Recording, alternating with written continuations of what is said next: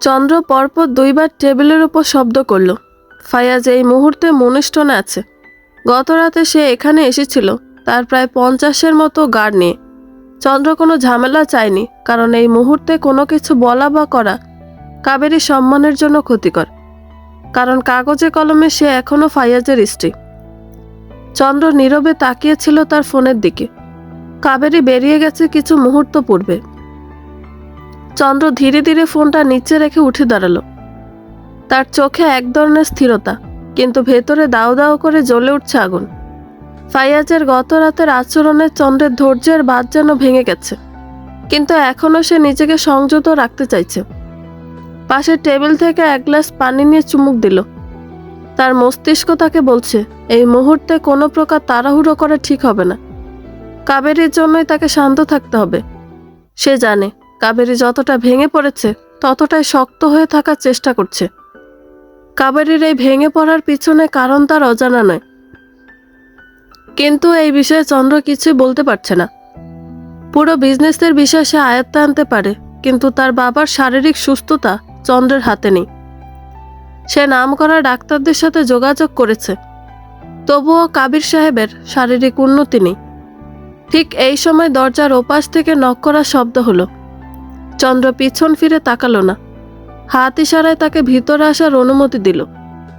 দরজা খুলে এক আলবার্ট প্রবেশ করছে। তার পরনে সাদা শার্ট, চোখে চাপা রাগ। জুতো শব্দ করে এসে চন্দ্রের পাশে দাঁড়ালো। বস, ফায়াজ সাহেব মনিষ্টনে আপনাকে একটা বার্তা পাঠিয়েছেন। তিনি বলেছেন যদি কাবেরী ম্যাডাম তার সঙ্গে দেখা না করেন, তাহলে তিনি আজ সন্ধ্যায় কিছু একটা করবেন যেটা আপনার জন্য ভালো হবে না। চন্দ্র গভীর দৃষ্টিতে আলবার্টের দিকে তাকিয়ে রইল। তার কণ্ঠস্বরে কোনো পরিবর্তন দেখা গেল না, শুধু বলল, তুমি এখন যাও। তুমি জানো তোমাকে কি করতে হবে। আলবার্ট বিনা বাক্য ব্যয় করে চলে গেল। তার যাওয়ার পর চন্দ্র আবার নিজের চেয়ারটা থেকে উঠে দাঁড়ালো। তার মনে একটাই প্রশ্ন ঘুরপাক খাচ্ছে, এখন কি করবে। ফাইয়াজকে সরাসরি মোকাবেলা করা কি ঠিক হবে, নাকি কৌশলে তাকে থামানো যাবে। এই মুহূর্তে কাবেরীকে আর ফাইয়াজের সাথে রাখা উচিত হবে না। ঠিক তখনই তার ফোনটা বাজতে শুরু করলো। স্ক্রিনে কাবেরীর নাম ভেসে উঠল। ফোনটা কাঁপতে থাকা হাতে ধরল চন্দ্র, কিন্তু চন্দ্র কল রিসিভ করে না, কারণ এখনও সময় আসেনি কাবেরীর সামনে নিজের পরিচয় দেওয়ার। চন্দ্র ফোনের স্ক্রিনের দিকে স্থির চোখে তাকিয়ে রইল। কাবেরীর নাম দেখা মাত্র তার বুকের ভেতর অদ্ভুত রকমের তোলপাড় শুরু হলো, কিন্তু সে নিজেকে শক্ত করে ফোনটা সাইলেন্ট করে রাখল। সে জানে এখন কাবেরীর সঙ্গে কথা বললে তার মনে জমে থাকা হাজার প্রশ্নের জবাব দিতে হবে। তবে চন্দ্রের মনে একটাই প্রশ্ন বারবার ফিরে আসছে, ফাইয়াজের এই হুমকির মুখে কাবেরী নিজেকে কিভাবে রক্ষা করবে। চন্দ্র দ্রুত টেবিলের ড্রয়ার খুলে একটি নোটবুক বের করল। সেখানে ফাইয়াজের গত 6 মাসের গতিবিধি এবং কর্মকাণ্ড সম্পর্কে বিস্তারিত নোট করা ছিল। সে এই কাজ বহু আগে থেকেই করে আসছে, যেন কোনো বিপদ ঘটার আগে যথাযথ প্রস্তুতি নেওয়া যায়। ফাইয়াজকে সরাসরি মোকাবেলা করলে কাবেরীর কেবল সম্মান নয়, রয়্যাল চয়েসের জন্য হুমকি স্বরূপ। চন্দ্র চায় না এই ধরনের কিছু হোক। কাবেরীর নিরাপত্তা আর মানসম্মান তার কাছে সব কিছুর আগে। কিন্তু সময় যত গড়াচ্ছে ততই পরিস্থিতি আরও জটিল হয়ে উঠছে।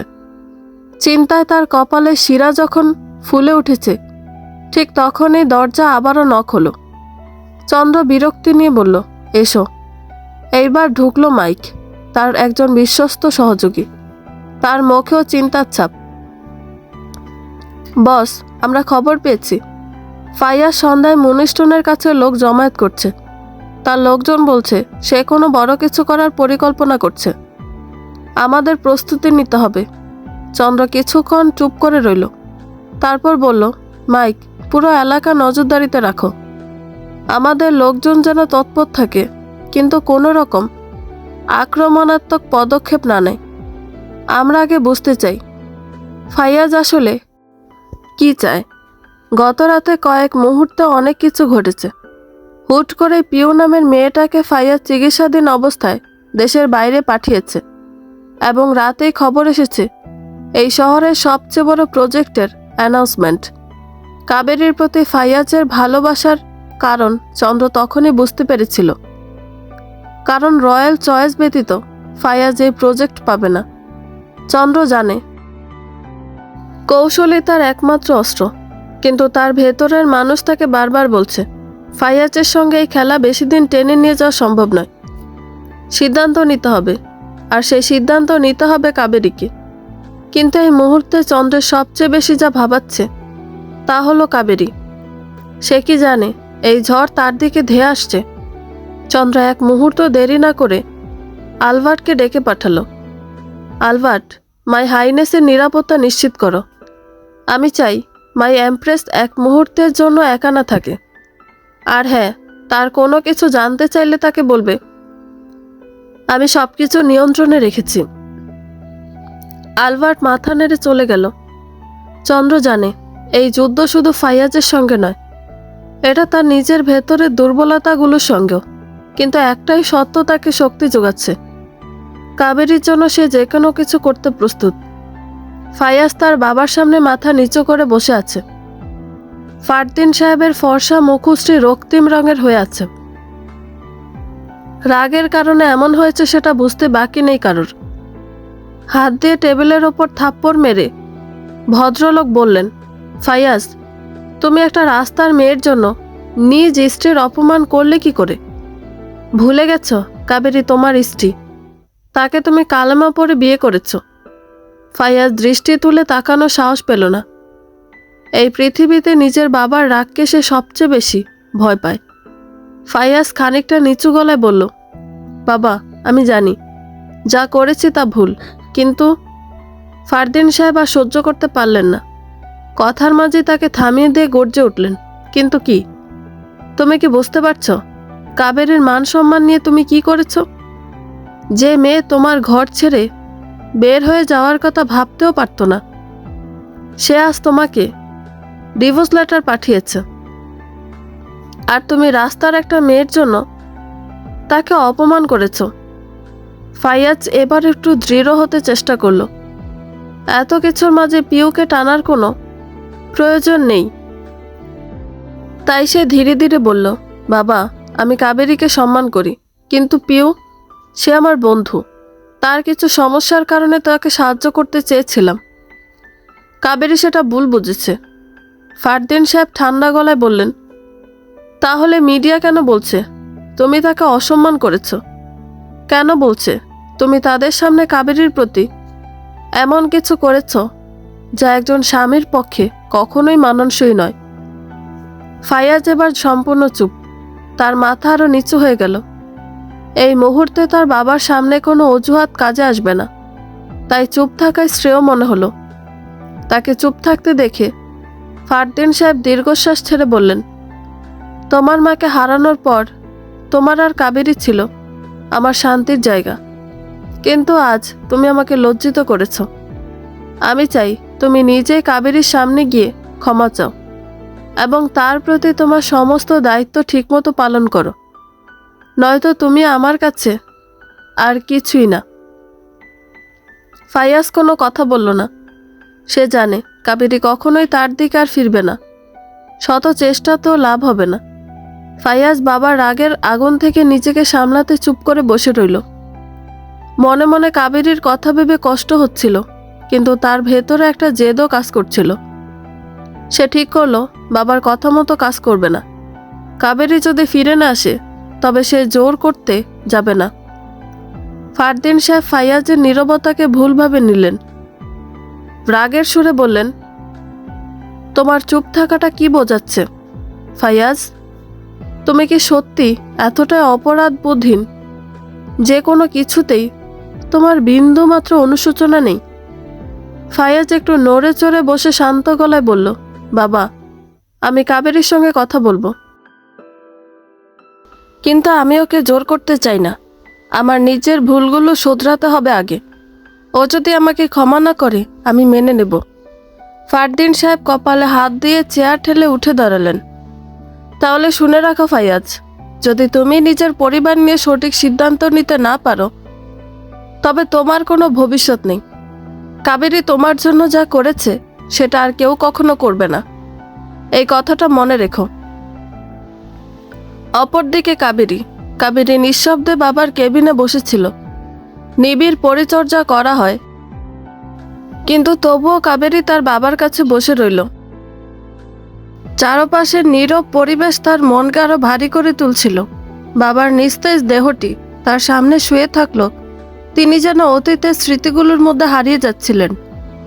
কিভাবে একসময় তার বাবা তাকে আগলে রাখতেন, তাদের হাসি আনন্দে ভরা দিনগুলো যেন এখন শুধু একটি দূর অতীত। বাবার কোমায় যাওয়ার কারণ ছিল তার হৃদযন্ত্রের সমস্যা। হুট করে এ রোগের কারণ জানে না সে। নিজের বাবার পাশে বসেও সে ভীষণ একাকিত্ব বোধ করছিল। একসময় তার বাবাই তাকে বলেছিলেন, কাবেরী, তোমার জীবনসঙ্গী যদি কখনো তোমার পাশে না থাকে, আমার কাছে চলে আসবে, আমি তোমার সব কষ্ট মুছে দেব। কিন্তু এখন তার বাবাই এমন অবস্থায় যে কোনো কথা বলার ক্ষমতা নেই। কাবেরীর ফোন বেজে উঠল। পূর্ণ কল দিয়েছে। সে স্মিত সুরে বলল, ম্যাম, ডিভোর্স ফাইনালাইজড হয়ে গেছে, কেবল আপনাদের সই লাগবে, এরপর আপনি। কাবেরী কথা শেষ করতে পারে না। সেই মুহূর্তে কেবিনের দরজা খুলে প্রবেশ করে ফারদিন মর্তুজা। কাবেরী বাবার পাশে নিশ্চুপে বসে রইল। ফারদিন মর্তুজা একা আসেননি, স্পেশাল পারমিশন নিয়ে তার দ্বিতীয় স্ত্রীকে সাথে নিয়ে এসেছেন কাবেরীর সাথে কথা বলতে। কাবেরী তার একমাত্র পুত্রবধূই নয়, সাথে তার প্রিয় বন্ধুর কন্যাও। এসব পরিচয় ছাপিয়ে তার যে পরিচয়, সেটা হলো রয়্যাল চয়েসের একমাত্র শেয়ার হোল্ডার।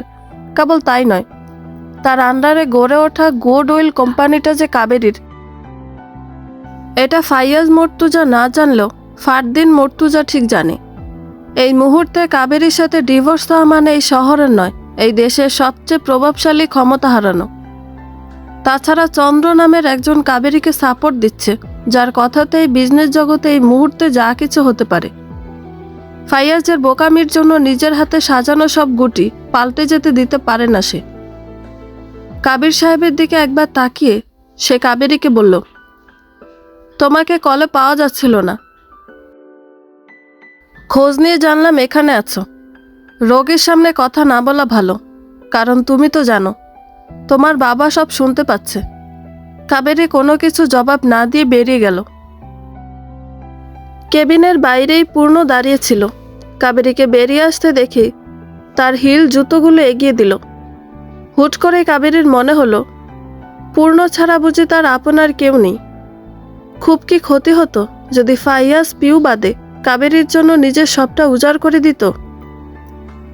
জুতো পরে উঠে দাঁড়াতেই পূর্ণকে কাবেরী বলল, আদিল সাহেবের সাথে সবকিছু মিটিয়ে নিয়েছেন?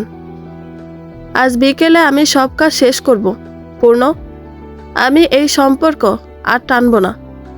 পূর্ণ মাথা নাড়িয়ে সম্মতি জানাতেই ফারদিন মর্তুজা বললেন, ক্যাফেটেরিয়ায় যাওয়া যাক। Cup 2 cup black coffee order করা হলো। কাবেরীর জন্য পূর্ণ নিয়ে এলো চকলেট কোল্ড কফি। সৌজন্য হাসি দিয়ে বলল, আপনি অপেক্ষা করুন পূর্ণ, আই ক্যান ম্যানেজ। কিছু বলতে গিয়ে ফারদিন মর্তুজা একটু থেমে কাবেরীর দিকে তাকালেন। তার চোখে এক ধরনের চাপা উত্তেজনা আর দুশ্চিন্তার ছাপ স্পষ্ট। তিনি ঠিক জানেন এই মুহূর্তে কিছু ভুল পদক্ষেপ মানে সব হারানোর সম্ভাবনা। কাবেরী, ফারদিন মর্তুজার কণ্ঠে এক ধরনের আবেগ মেশানো দৃঢ়তা।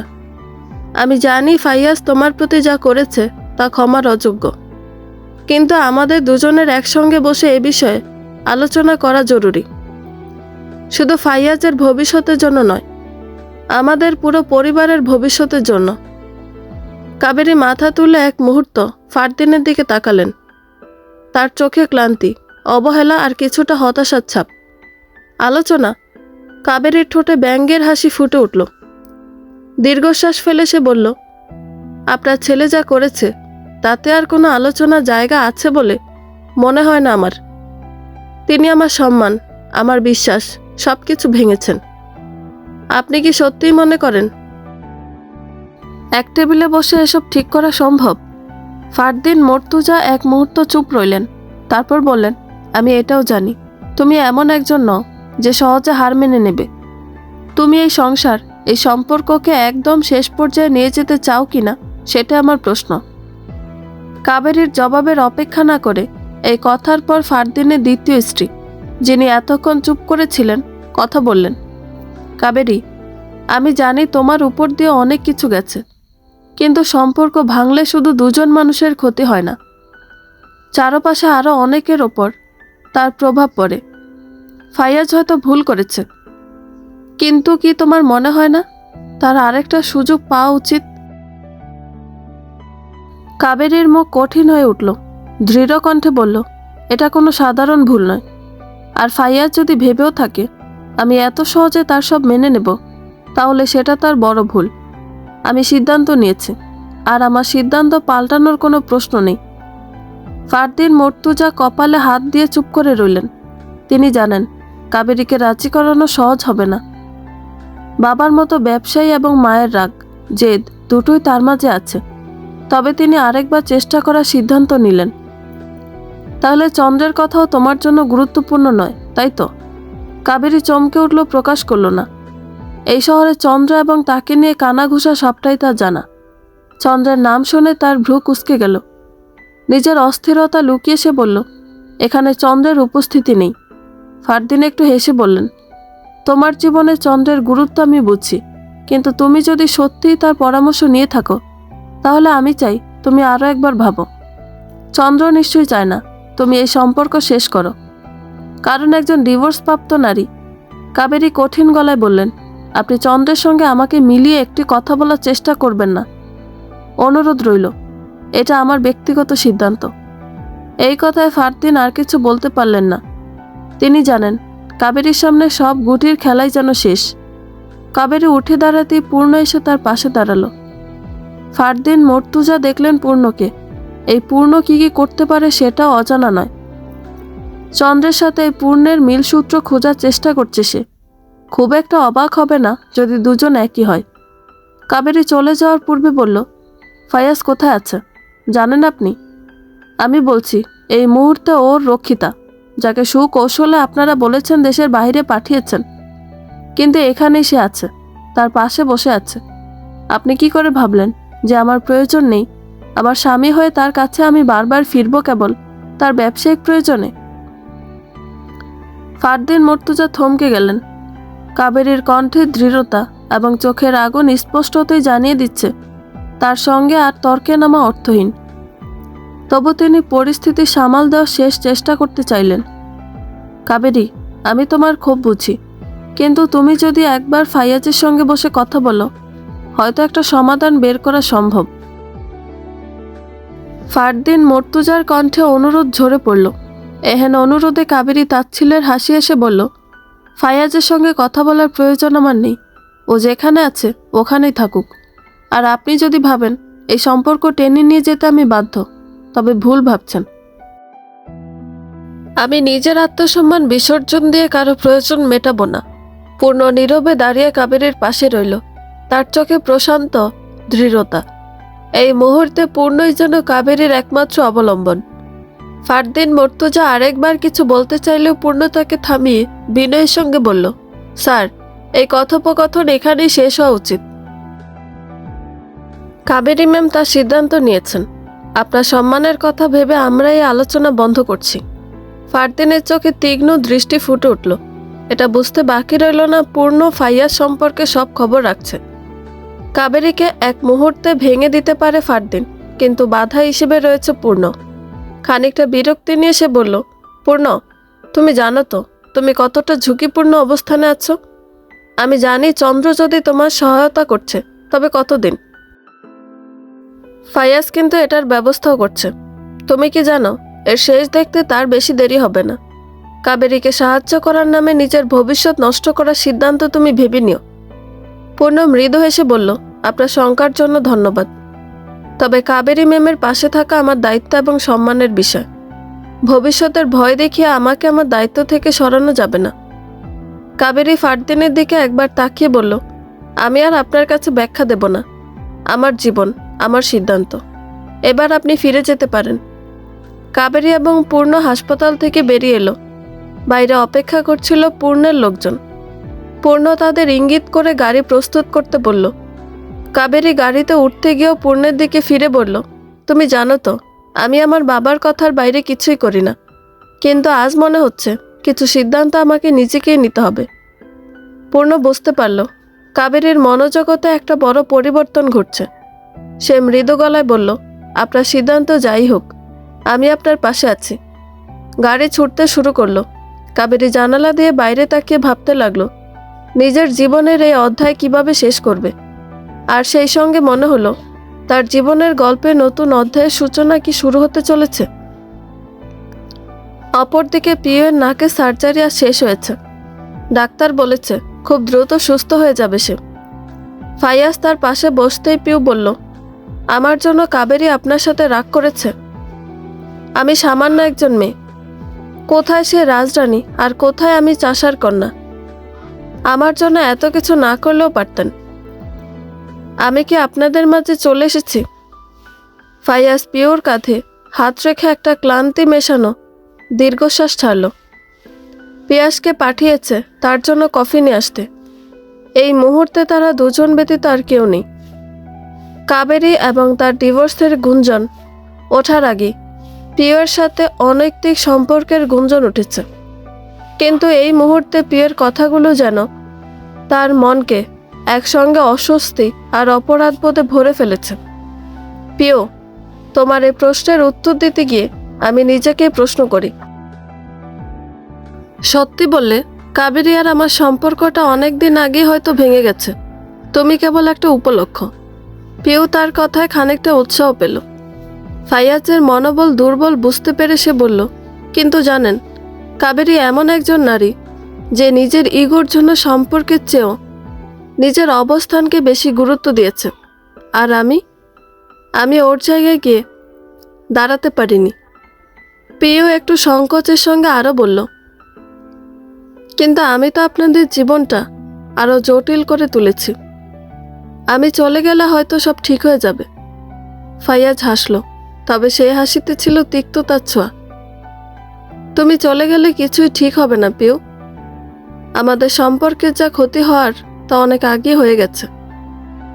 আর কাবেরীর মনোভাব দেখে বোঝা যাচ্ছে সে আমাকে আর ক্ষমা করবে না। তার ক্ষমা পাওয়ার চেষ্টাও আর করব না।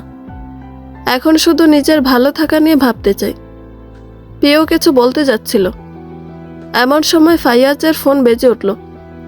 স্ক্রিনে ফারদিন মর্তুজা নাম দেখে তার কপালে ভাঁজ পড়ল। ফোনটা রিসিভ করে শুনতে পেল, তোমার স্ত্রী আর তোমার ভবিষ্যৎ দুটোই তোমার হাত থেকে বেরিয়ে যাচ্ছে ফাইয়াজ। যদি সব কিছু ঠিক রাখতে চাও তবে এই মুহূর্তে সিদ্ধান্ত নাও।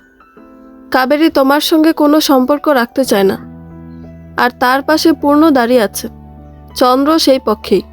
তুমি কি সত্যিই ভাবছ এমন অবস্থায় তোমার কোনো সুযোগ আছে? ফাইয়াজ গম্ভীর কণ্ঠে বলল, বাবা, কাবেরী যদি যেতে চায় আমি তাকে আটকাবো না। তার নিজের জীবনের সিদ্ধান্ত নিতে সে স্বাধীন। তবে পূর্ণ আর চন্দ্রের মতো মানুষদের কথা মাথায় রেখে যদি কিছু করতে চাইছেন তাহলে আমি সেই খেলা খেলতে আগ্রহী নেই। কাবেরীর জীবনে আমি আর ফিরতে চাই না। তবে তুমি কেবল আমি নয়, আমার কোম্পানি এবং তোমার মায়ের কবরের সাথেও সম্পূর্ণ সম্পর্ক ছিন্ন করবে। আমি তোমাকে রক্ষিতা রাখতে না করিনি। একটা নয়, হাজারখানেক রক্ষিতা রাখো, কিন্তু নিজ স্ত্রীকে সামাল দেওয়া জানতে হবে।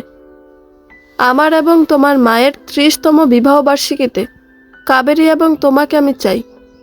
যদি না আসতে পারো তবে আমার সাথে কোনো যোগাযোগ রাখবে না।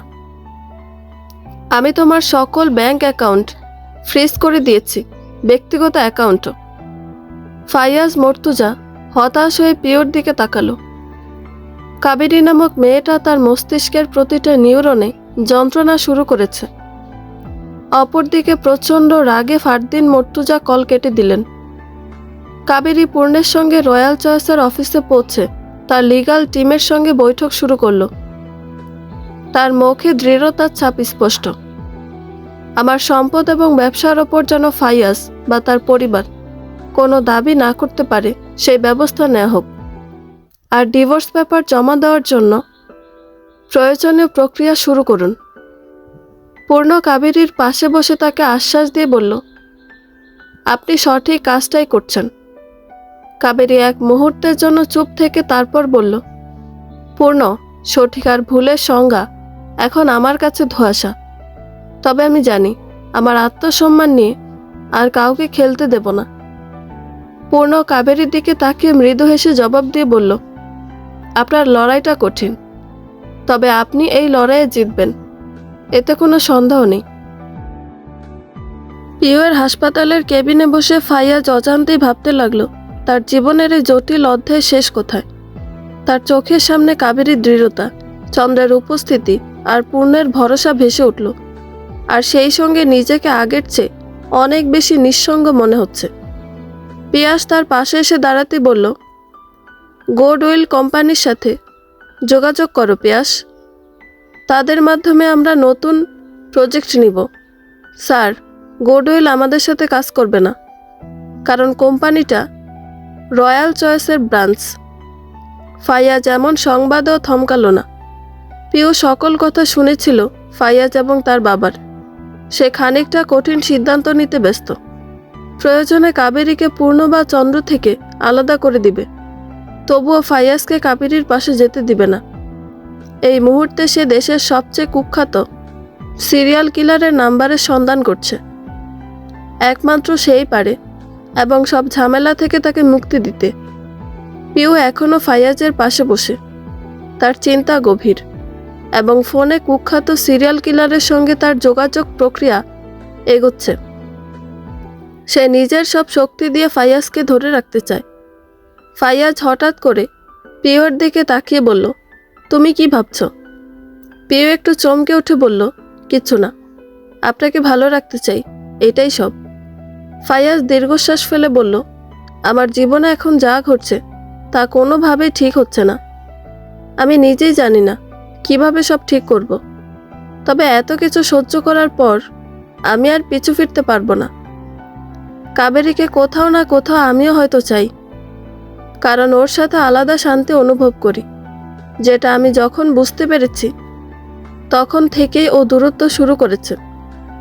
পিউ, আমি তোমার সকল খরচের দায়িত্ব পালন করব, কিন্তু কাবেরী যদি তোমাকে না চায় তবে আমার পক্ষে আর কোনো পথ খোলা থাকবে না। আমি তোমার জন্য আমার সব হারাতে পারছি না। পিউ ভেতরে ভেতরে ফুঁসলেও মুখে তা প্রকাশ করল না। সে জানে এই মুহূর্তে ফাইয়াজকে শান্ত রাখা তার সবচেয়ে বড় প্রয়োজন। সে নিজেকে শান্ত রাখার উদ্দেশ্যে বলল, মাত্র কয়েকটা ঘন্টার ব্যবধান পিউ, ফাইয়াজ তোর একার হবে, একটু অপেক্ষা। পিউ এক কোণে নির্জন ক্যাফেতে বসে আছে, তার নাকে এখনো ব্যান্ডেজ। হাসপাতাল থেকে খুব বাহানা করে বেরিয়েছে কেবল এই মিটিংটার জন্য। ফাইয়াজের চোখে ফাঁকি দিয়ে এই মুহূর্তে এখানে আসাটা ঝুঁকির হলো সে এসেছে। তার চারপাশের শব্দগুলো মিয়ে আসছে, কিন্তু মন চলছে অস্থিরতা। টেবিলের কাচের ওপর তার আঙুলগুলো অজান্তে একই ছন্দে ঠুকছে। সময় মতো মধ্যস্থকারী এসে বসলো তার সামনের চেয়ারে। এর খোঁজ পাওয়া তার জন্য স্বাভাবিক ছিল না, তবে পিউয়ের অতীতের এক সূত্র ধরে তাকে পেয়েছে। লোকটির চেহারায় এমন এক অদ্ভুত শীতলতা, যেন কারো আবেগ তাকে ছুঁতে পারে না। মধ্যস্থতাকারী বসে একটুও দেরি না করে বলল, বিষয়টা সোজাসাপটা, কাজ হবে, কিন্তু শর্ত মেনে চলতে হবে। পিউ গভীর শ্বাস নিয়ে নিচু গলায় বলল, আমার কাছে সময় খুব কম, এই কাজটা তোমার লোকের পক্ষে নিশ্চিত করা যাবে তো? লোকটি হালকা ভ্রুকুচকে বলল, যে লোকের কথা বলেছি সে পেশাদার, কিন্তু তার দামও তেমন। তুমি জানো এই ধরনের কাজের জন্য গড়পাড়তা বাজেট চলে না। পিউ তার অস্থিরতা লুকিয়ে রাখার চেষ্টা করে বলল, দেখো, আমার যা প্রয়োজন তা দ্রুত চাই। কাবেরীকে সরাতে হবে, কোনো ভুলচুক চলবে না। মধ্যস্থতাকারী কিছুক্ষণ পিউর দিকে তাকিয়ে রইল, তারপর ঠান্ডা গলায় বলল, তোমার প্রয়োজন আমি বুঝেছি, কিন্তু তুমি তার ফি দিতে পারবে তো? তার শর্ত মেনে না চললে কাজটা হালকা হাতে করবে না সে। পিউ ব্যাগ থেকে একটি খাম বের করে তার দিকে এগিয়ে দিল। কিছুটা ইতস্ততভাবে বলল, এখন আমার কাছে এতটুকুই আছে, এটুকু দিয়ে হবে কিনা বলো। খাম খুলে টাকার পরিমাণ দেখে মধ্যস্থতাকারী মৃদু হাসল। সে হাসি ছিল তিক্ত আর ধ্বংসাত্মক। খানিকটা বিরক্তি নিয়ে বলল, তুমি মজা করছো না? এটা একদমই যথেষ্ট নয়। এই পরিমাণে হয়তো তোমার টার্গেটকে ভয় দেখানোর কাজ হতে পারে, কিন্তু সরানোর কাজ অসম্ভব। কথাগুলো শুনে পিওর মুখটা কালো হয়ে গেল। কিন্তু এই মুহূর্তে আমার আর কিছু করার উপায় নেই। আমি চাইলে আরও সময় নিতে পারতাম, কিন্তু এখন আর সময় নেই। মধ্যস্থতাকারী আস্তে আস্তে চেয়ার ছেড়ে উঠে দাঁড়ালো। চলে যাওয়ার সময় পিউকে বলল, তুমি সময়ের অভাবে হুট করে কাজ করছো, আর আমি শর্ত নিয়ে। যদি বাজেট মেলাতে না পারো তাহলে খামোকা ঝুঁকি নিও না। তুমি যেমন ব্যস্ত, আমরাও তেমনই পেশাদার। সিদ্ধান্ত তাড়াতাড়ি নাও। পিউ তাকিয়ে রইল লোকটির দিকে। মাথার মধ্যে যেন হাজারটা শব্দ ঘুরছিল। লোকটি যাওয়ার সময় শেষ কথা ছুরি দিয়ে বলল, টাকা ম্যানেজ করো, নয়তো কাজ ভুলে যাও। আর একটা কথা, এই ধরনের কাজে বারবার দরজা খোলা থাকে না, সাবধান। পিউ বুঝতে পারছিল তার সময় ও উপায় ক্রমেই সংকুচিত হয়ে আসছে, কিন্তু সে জানত এখন পিছু হটলে সব হারাবে। হাতে থাকা আংটিটার দিকে তাকালো। এই আংটিটা ফাইয়াজের থেকে উপহার পেয়েছিল সেমিস্টারে টপ করার জন্য।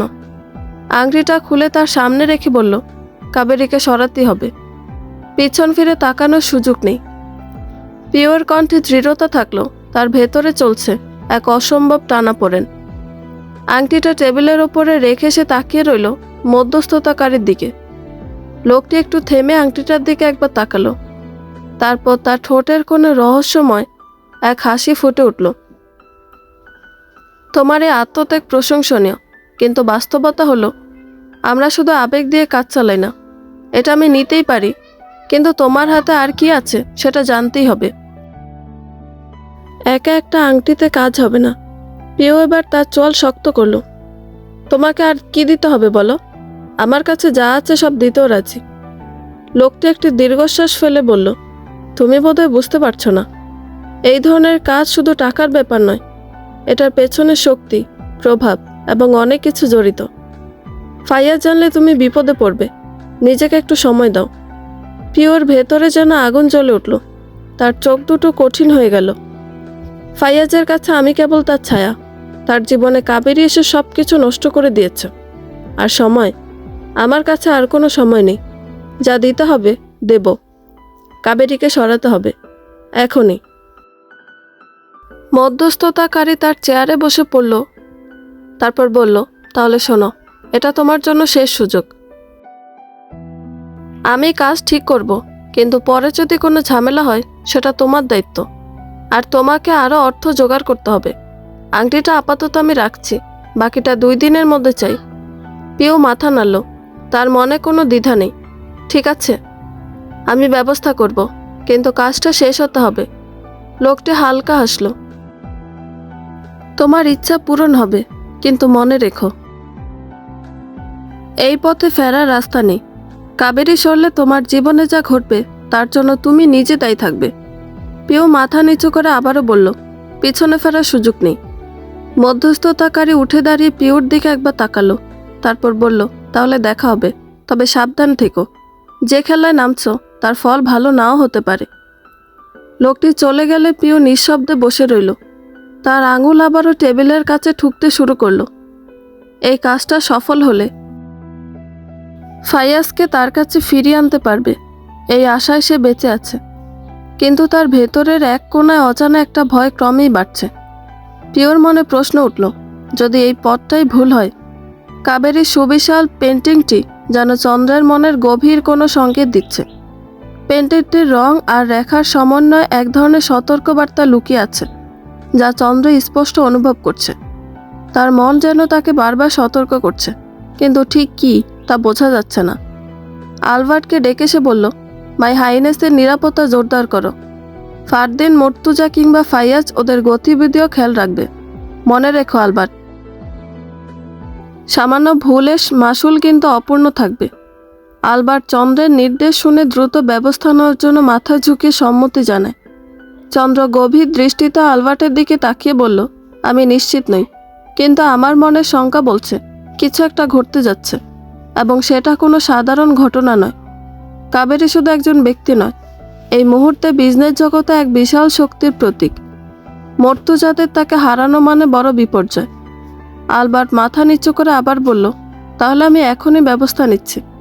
তবে আপনার কি মনে হয় ফারদিন, মুর্তুজা বা ফাইয়াজ সরাসরি কিছু করার সাহস পাবে?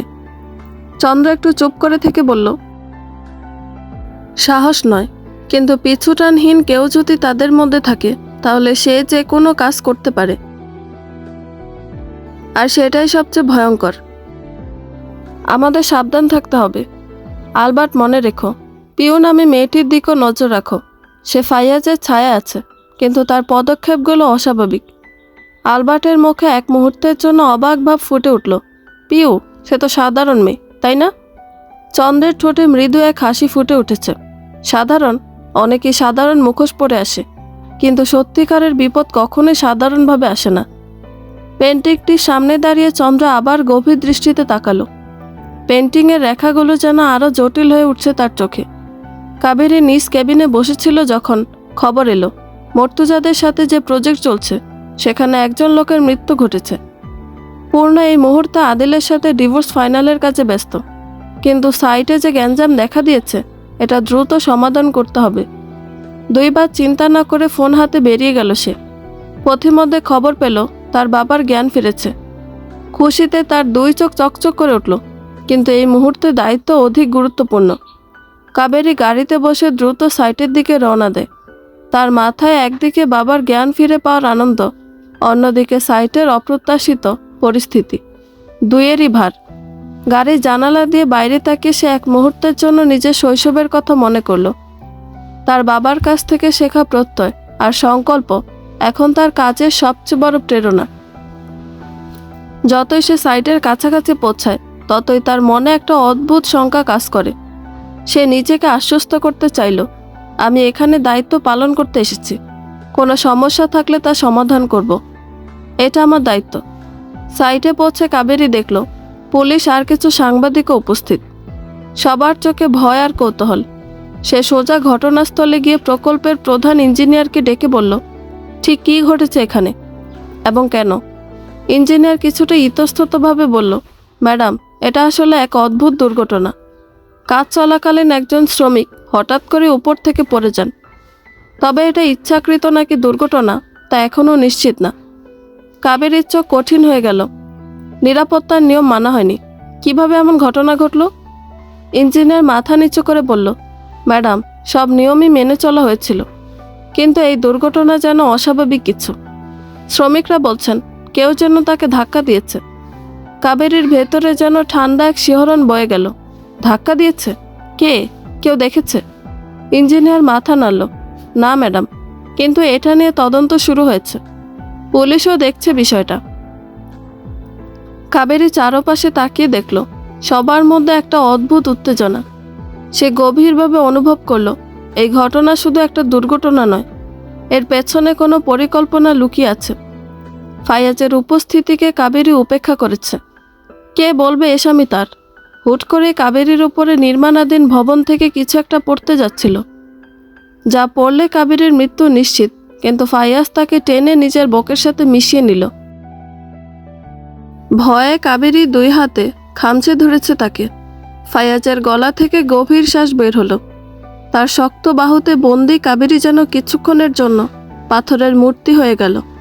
চারপাশে সবাই হতবাক। নির্মাণাধীন ভবনের ওপরের অংশ থেকে একটা ভারী লোহার খণ্ড নিচে পড়ে গুঁড়িয়ে গেল, ঠিক যেখানে কাবেরী দাঁড়িয়েছিল। ফাইয়াজ দ্রুত তাকে নিজের বাহু থেকে আলগা করে বলল, তুমি কি ঠিক আছো? কাবেরী প্রথমে কোনো কথা বলতে পারল না। তার বুক ধড়ফড় করছে, মনে হচ্ছে যেন হৃৎপিণ্ড বেরিয়ে আসবে। কাবেরী জবাব দেওয়ার আগে আরও একটা রড পড়ল তাদের উদ্দেশ্যে, এবং সেটার অংশ এসে আঘাত করেছে ফাইয়াজকে। কাবেরী অনুভব করল উষ্ণ তরল ধারা ভিজিয়ে দিচ্ছে তার গায়ের জামা। ফাইয়াজ জ্ঞান হারানোর পূর্বে তাদের বডিগার্ড এগিয়ে এলো। দ্রুত অ্যাম্বুলেন্স নিয়ে এসে তাকে নিয়ে যাওয়া হলো হাসপাতালে। কাবেরীর মাথায় এই মুহূর্তে ফাইয়াজের কোনো বাজে ব্যবহার নেই, অভিযোগ কেন যেন উবে গেছে। সে মনে প্রাণে চাইল ফাইয়াজ বেঁচে যাক, অন্তত তাকে বাঁচাতে গিয়ে মারা গেল, এই ভার নিয়ে সে বাঁচতে পারবে না। ঘন্টা দুই পর ডাক্তার বলল ফাইয়াজ ঠিক আছে। স্বস্তির শ্বাস ফেলল সে। ফারদিন, মর্তুজা দূর থেকে সব দেখলেও কিছু বলল না।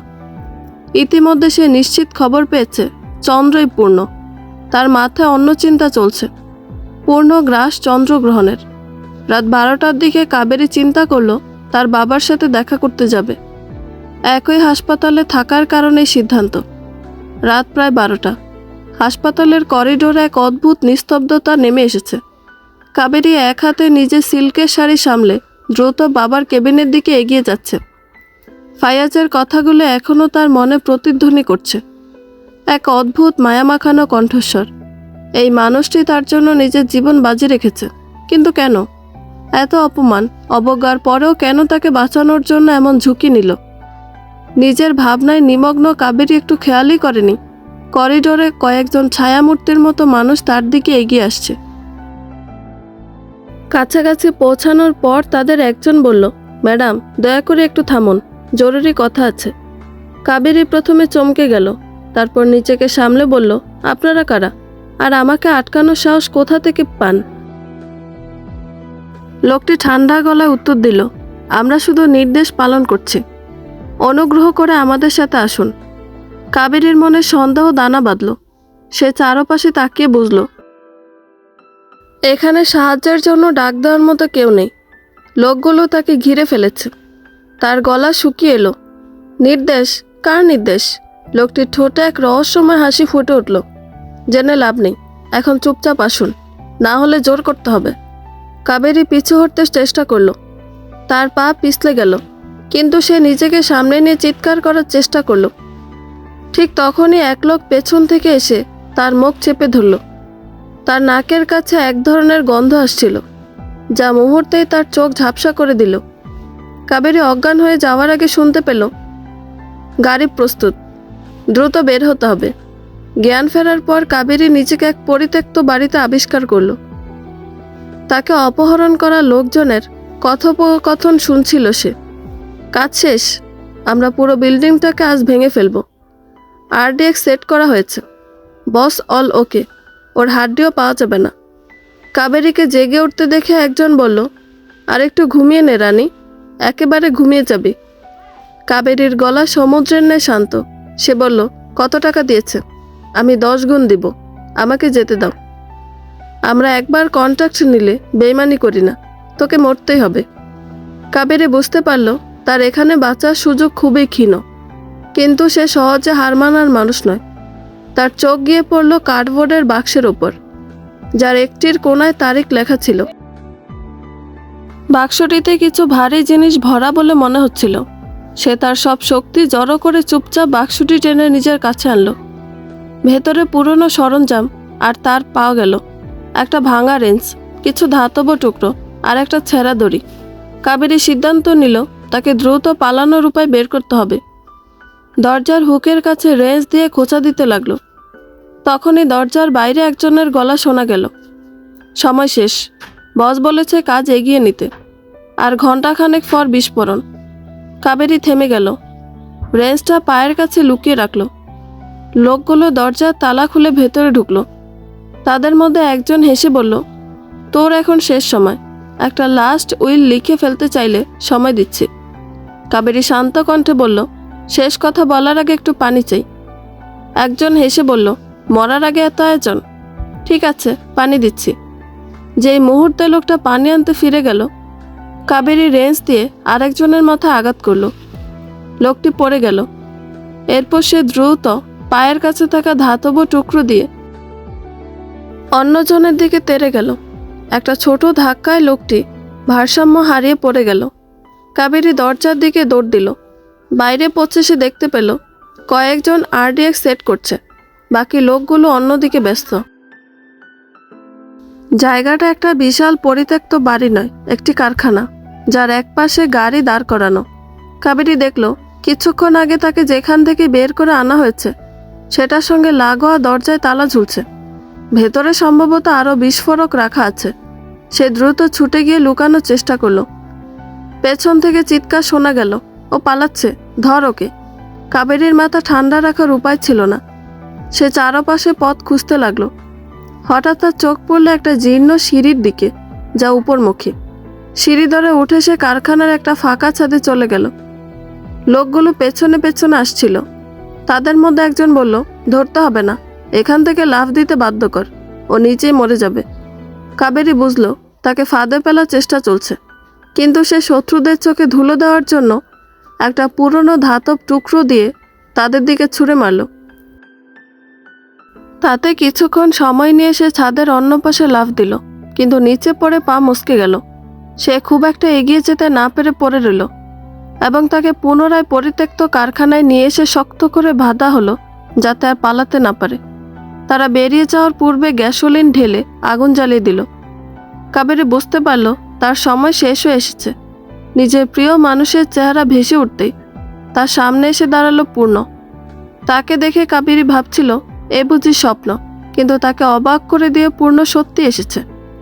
কাবেরীকে ছাড়িয়ে নিয়ে উঠে দাঁড় করাতে চাইলে দেখলো পা মুচকে গেছে। তাকে কোলে তুলে নিয়ে এগিয়ে যেতেই প্রথম RDX বিস্ফোরণ হলো। আঘাতপ্রাপ্ত হলো দুজনেই, তবুও পূর্ণ থেমে নেই। যখন দরজার সামনে এসেছে তখন আরেকটা বিস্ফোরণ হলে ছিটকে গেল দুজন। কাবেরী দরজার কাছাকাছি ছিল, বাইরে ভারী জুতোর আওয়াজ বোঝা যাচ্ছে। পূর্ণ বুঝলো সাহায্যে চলে এসেছে, কাবেরী এবার বেঁচে যাবে। দরজা ভেঙে প্রবেশ করলো ফাইয়াজ। কাবেরীকে নিজের কাছে নিতে চাইল। কাবেরী এগিয়েছে পূর্ণের দিকে। সে দুই হাতে ঠেলে বাইরে বের করতে চাইছে পূর্ণকে। পূর্ণ বুঝতে পেরেছে এটা তার শেষ সময়, আর ডিএক্সের বিস্ফোরণের কারণে পিলার তার উপরে পড়েছে। আগামী 1 মিনিটে আরেকটা বিস্ফোরণ হবে। এই মুহূর্তে ফাইয়াজ কাবেরী বেরিয়ে না গেলে তারাও মারা পড়বে। পূর্ণ ফাইয়াজকে ইশারা করলে ফাইয়াজ কাবেরীকে জোর করে নিয়ে বেরিয়ে গেল এবং পরপর 4টে বিস্ফোরণ হয়ে পুরো কারখানা আস্ত ধ্বংসস্তূপে পরিণত হলো। ফারদিন মর্তুজা খবর পেয়ে স্বস্তি পেলেন। তার ধারণা মতে চন্দ্র, পূর্ণ যেই হোক সে আর নেই। এর জন্য পিউকে ধন্যবাদ দিতে হয়, কিন্তু পিউ স্বস্তি পেল না, কারণ ফাইয়াজ জানতে পারলে কি হবে। 7 দিন পর কোর্টে শুনানি শেষ হলো। শরীরের বিভিন্ন অংশে ব্যান্ডেজ নিয়ে নিজের ডিভোর্স ফাইনাল করেছে কাবেরী। পূর্ণের মৃত্যু তাকে জ্বালিয়ে পুড়িয়ে দিয়েছে। ফাইয়াজের কোনো কথা, অনুরোধ কর্ণপাত করেনি।